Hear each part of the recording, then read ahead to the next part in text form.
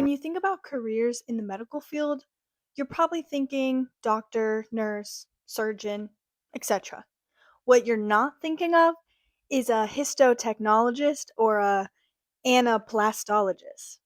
But both of these are very important career paths that might actually align with you and who you are more than the one that you are thinking of right now. Welcome to Find Your Power podcast. I am your host, Avery Jane. I'm so excited to be talking to you guys today. This episode is actually inspired by the fact that I personally am stepping out of my comfort zone and I am trying to look for jobs within the medical field. So, as you guys probably know already, I am currently in school in undergraduate.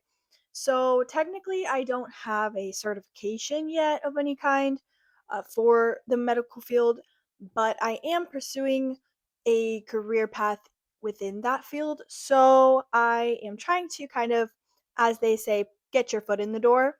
So, I hope that this episode will inspire some of you guys who are thinking about similar career paths to go ahead and start, honestly, just start somewhere.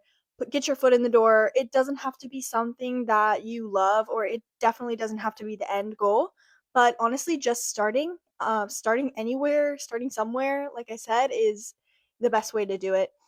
So, today I want to, like I said, help those of you who are out there that are similar to myself, looking for a job in the medical field, and maybe you have a specific career path in mind already, but I kind of want to help you branch out and think about other career paths that you might want to explore.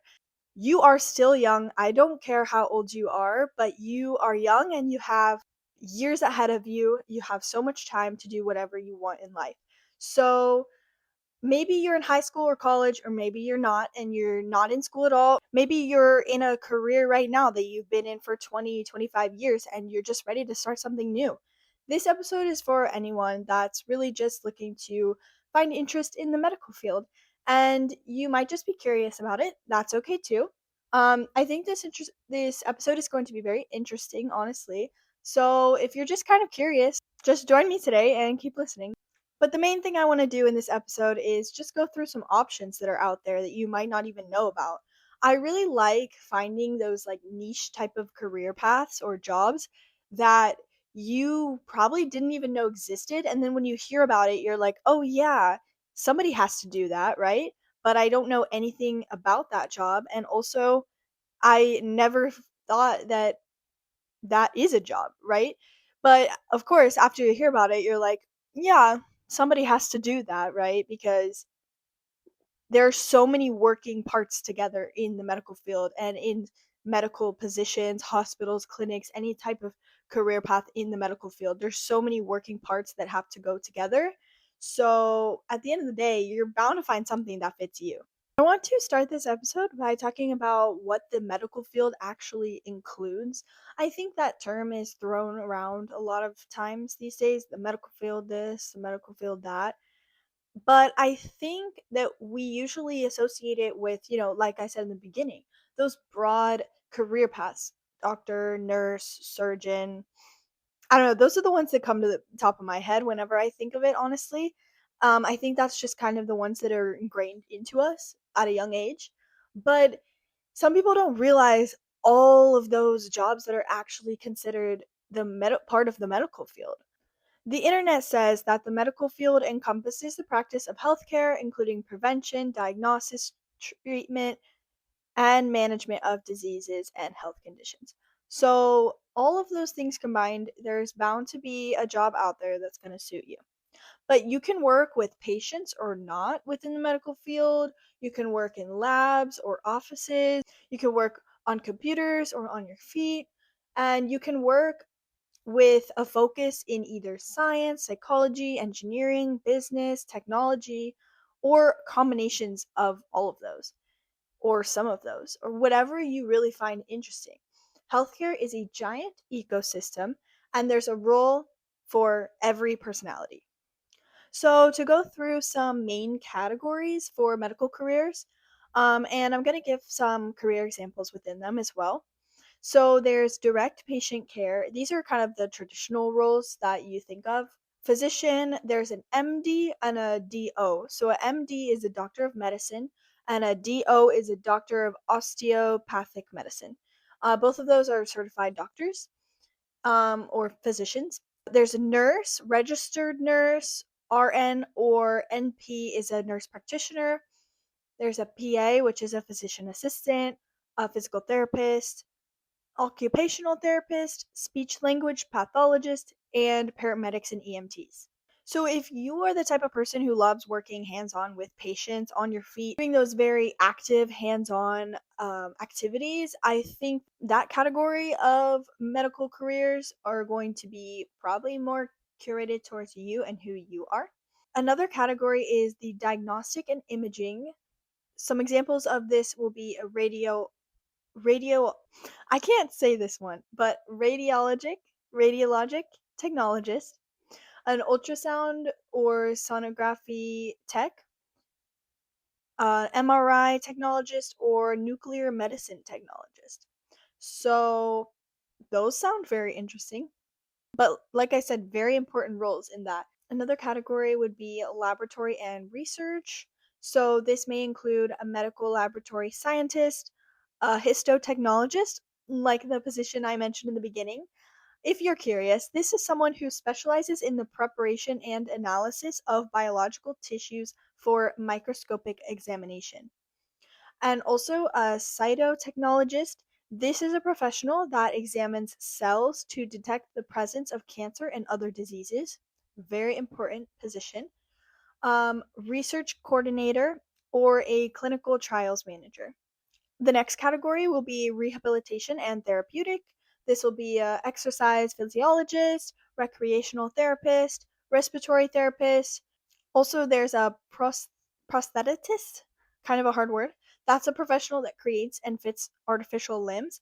And an orthotist is one that specializes in making and fitting orthotic devices that support the body and improve mobility. Very cool technology that we have nowadays. I think about that sometimes because can you imagine when you really think about the technology that we have nowadays versus what 200 years ago?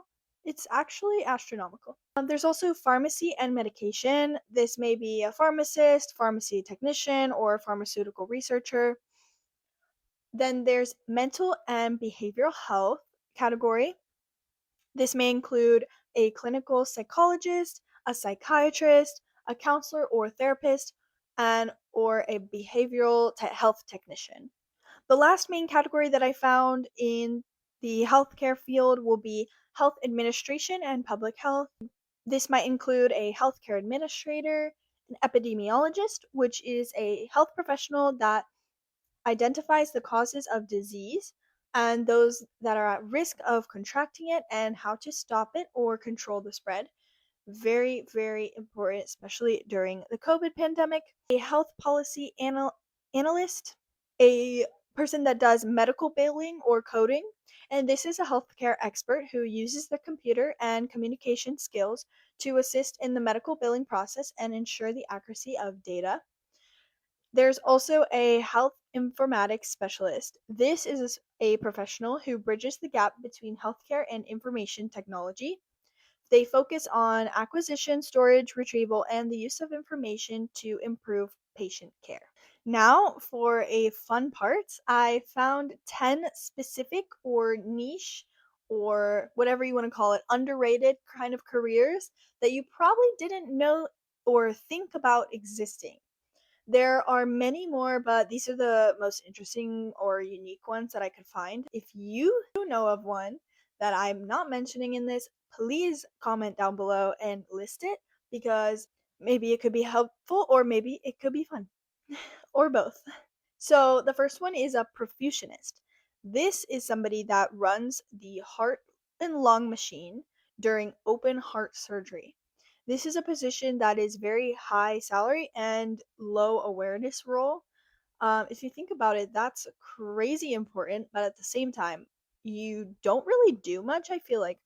Of course, I would have to talk with a real professional perfusionist to know all of the details on this, but it seems like this is the type of position where you just have to monitor and there's not so much hands on from what I can see. Number two is a genetic counselor. This is someone that works with families in evaluating genetic risks. I think I've heard of this actually, especially in if you take classes like in high school or college on genetics or anatomy. You talk a lot about a lot of recessive or dominant genes out there that can carry these diseases. And this is someone who creates graphics for textbooks, surgeries, or medical animations. This would be a position that is perfect for students that are artistic but also science minded. Number four is a anaplastologist. This is also the one I mentioned at the beginning because this one I find so interesting. They design facial and body prosthetics. So similar to the, oh, how do you say? Similar to the prosthetists or the orthotists, except it seems like an anaplastologist more specializes in just the facial parts, ears, eyes, and noses. And this is a position that requires you to be very highly artistic and hands on as well. Number five is a forensic nurse or forensic pathologist. This is someone who does an intersection of medicine and law in their position, and they work with evidence collection, trauma, and crime investigations. Super cool. Number six, clinical ethicist. This is a professional that helps hospitals make ethical decisions. Super, super, super important. This position requires philosophy and ethics background as well as a lot of medical understanding. I actually took a biomedical ethics class last semester. Very interesting course. If you have the opportunity to take some kind of ethics or biomedical ethics or whatever type of class like that in college or even high school, maybe, highly recommend. Even just for one semester, it makes you think every single class, which I think a lot of philosophy and ethics does that, but just highly recommend. Number seven is a medical device sales representative. This one has great pay and hospital based, but non clinical. More, I would say you need some kind of sales experience mostly for this one. Number eight is a dosimetrist or dosimetrist. I'm probably saying that wrong, but hopefully you know what I'm talking about. They design radiation treatment plans for cancer patients, and they also work really closely with oncologists and physicists. Number nine is a sleep technologist. This is a person that studies sleep patterns and disorders, and this job is overnight and it's very high demand. But hey, if you're a night person, maybe this position is for you. And the last one I found that was super niche and interesting to me, but of course, there's so many more out there. Number 10, a certified child life specialist. This is someone who supports children during hospitalizations using therapy, play, coping strategies, and emotional support, and they help kids stay emotionally safe during surgeries, chronic illnesses, or trauma. Super important. I think it's so hard on anyone that has to be in a hospital, especially for a long time, with disease or treatment that they are going through. So, especially for children, I think this position is extremely important, just like all of them are in their own ways. Now, to talk about a little bit of self reflection and internally dissecting yourself. So, how to figure out which path fits you specifically. So, we can go based on personality first.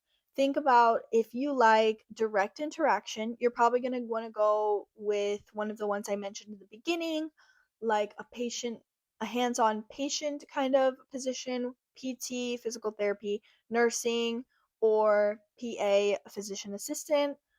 If you prefer more behind the scenes work, maybe you want to do like lab science or imaging or pathology.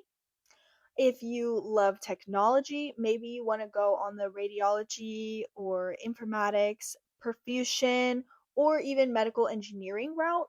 All of those would include a lot of technology.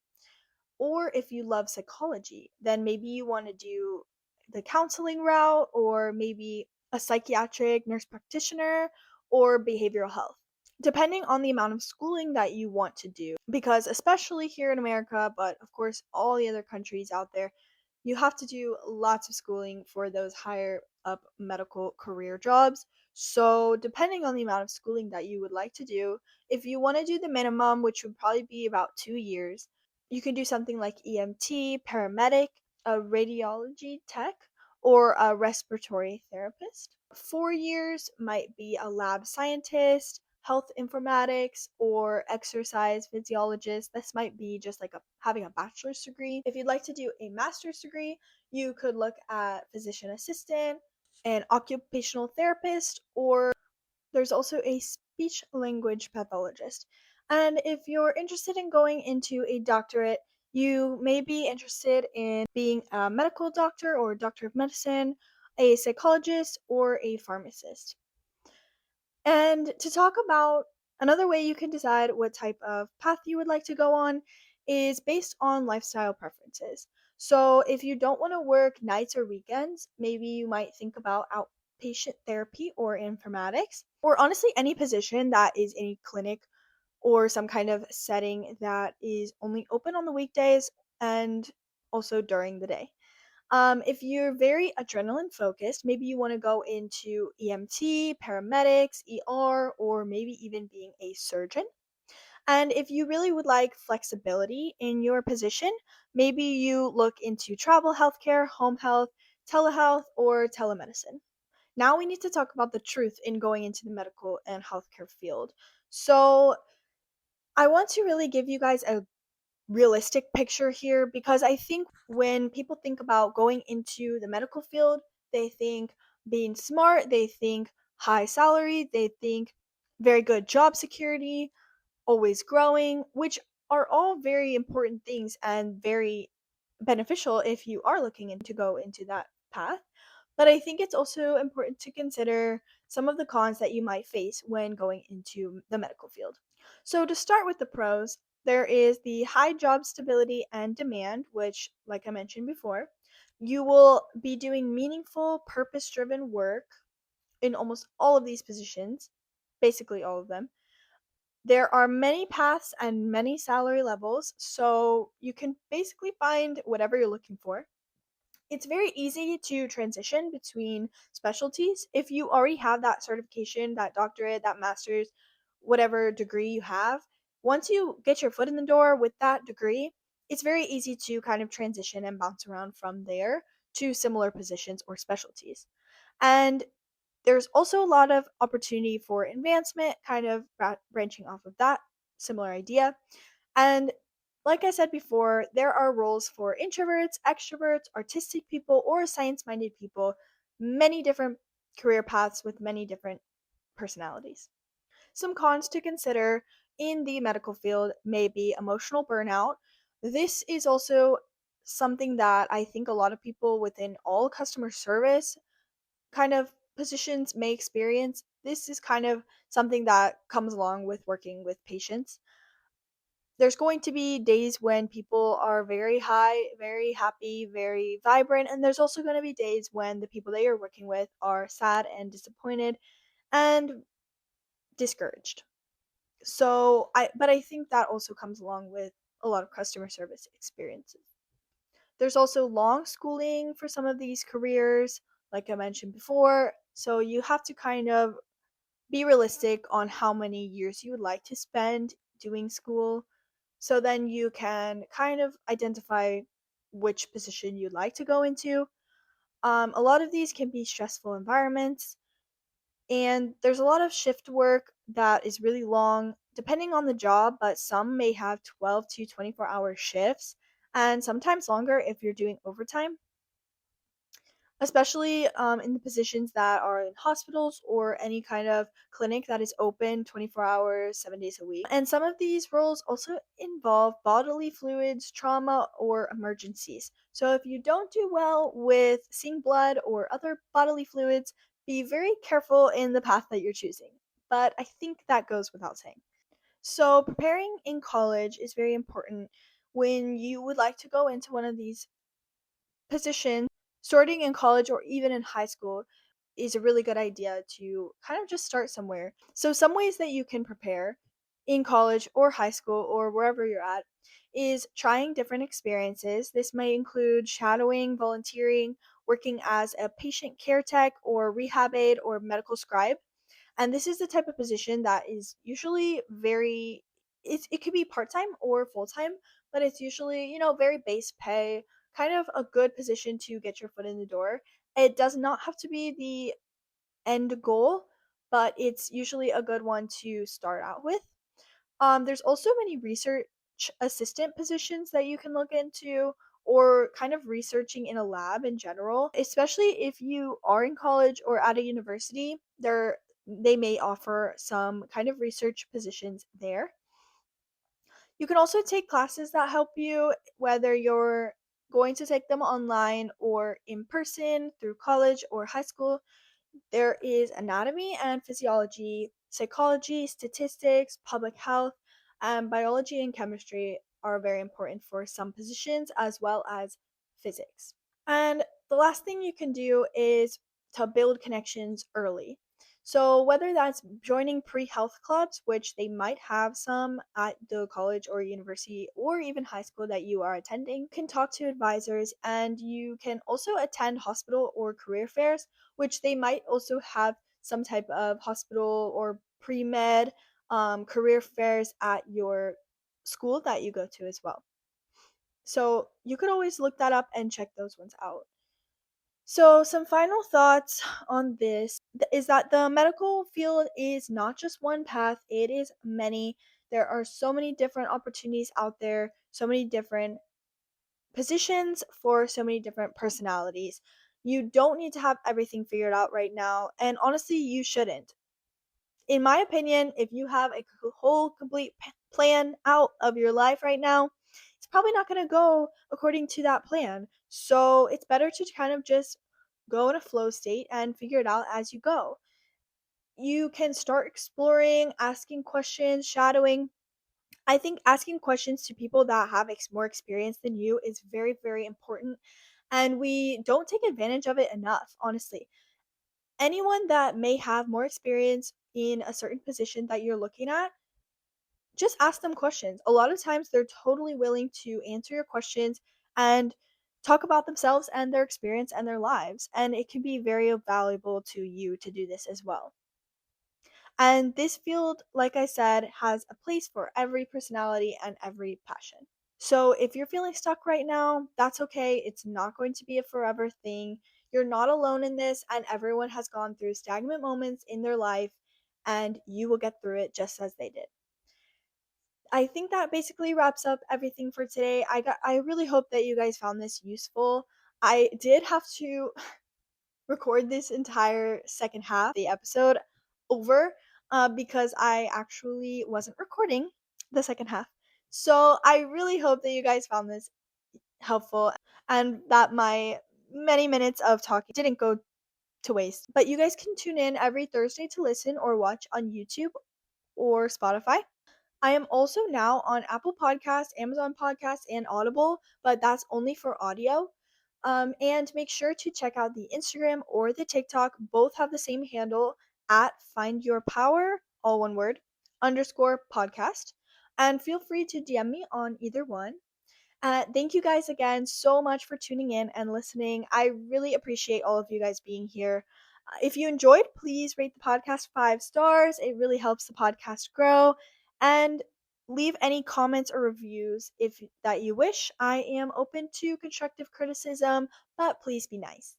And also subscribe to the YouTube channel if you're listening on there, or if you just want to check it out, because that also helps the podcast grow. If you guys have a family member or friend or anyone that you can think of in your life, they're trying to figure out their career path, or maybe they're really interested in the medical field, but they're not exactly sure which path they want to go on, send them this episode or even maybe the whole entire podcast, because we don't gatekeep here, and they may really benefit from it and they may thank you later. And lastly, if you'd like to be featured for an interview, you can send me an email at the email linked in the podcast description on the YouTube or the Spotify, or you could just shoot me a DM on the Instagram if you prefer. We can talk there.